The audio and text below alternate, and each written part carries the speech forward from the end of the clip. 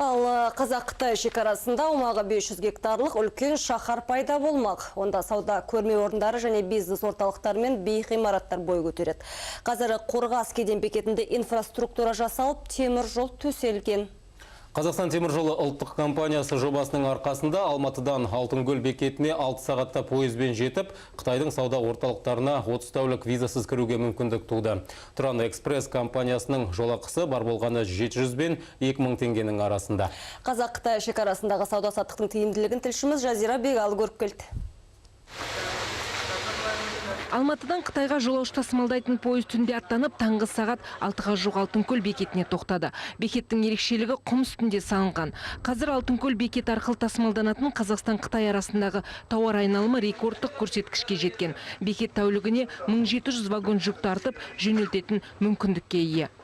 Станцию запустили в 2000. Бекет 2012 жылы 22 желтоқсанда іске қосылып, алғашқы пойыз қозғалды. Бүгінгі таңда өз қолымызбен 1 550 000 тонна жүк арттық. Мәселен, Достық Алашанкөл бекеті алғашқы миллионға 4 жылда қол жеткізсе, алғашқы миллионды біз қыркүйекте атқарып тастадық.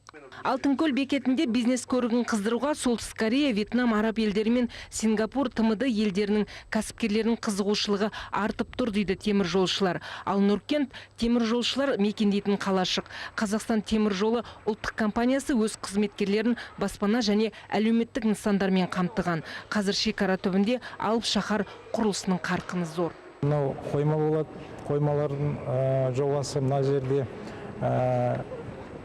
сауда үйлері мына жерде 20 қабатты ғимараттар, қонақ үйлер болады, мына жерде бизнес-центрлар. Сол осы жобаның болашағы осындай 2018 жыл болады. Күніне 10 000 адам келіп кеткеннен басқа 7 000 адам осы өңірде, осы аймақта жұмыс істейді. Қорғас маңындағы халықаралық ынтымақтастық орталығында Қытай кәсіпкерлерінің саудасы қызған. Мұнда визасыз кіріп, жүгіңіз 50 келеден аспаса, кеден салығын төлемейсіз.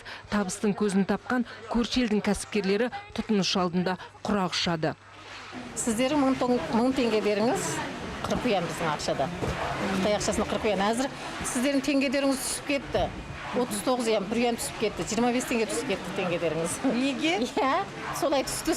Сонда да біз теңге түссе де, сол бұрынғы бағада тағы да беріп жатырмыз. Қорғас шекара маңындағы халықаралық ынтымақтастық орталығы Қазақстан үкіметі мен Қытай үкіметінің бірлескен жобасы. Батыс Европа, Батыс Қытай көлік магистралы іске қосылса, Қорғастағы тауар айналымы 12 миллион тоннаға жетуі мүмкін. Жазира Бегалы, Алмас Нұрдос, 7-ші арна, Қазақ-Қытай шекарасынан.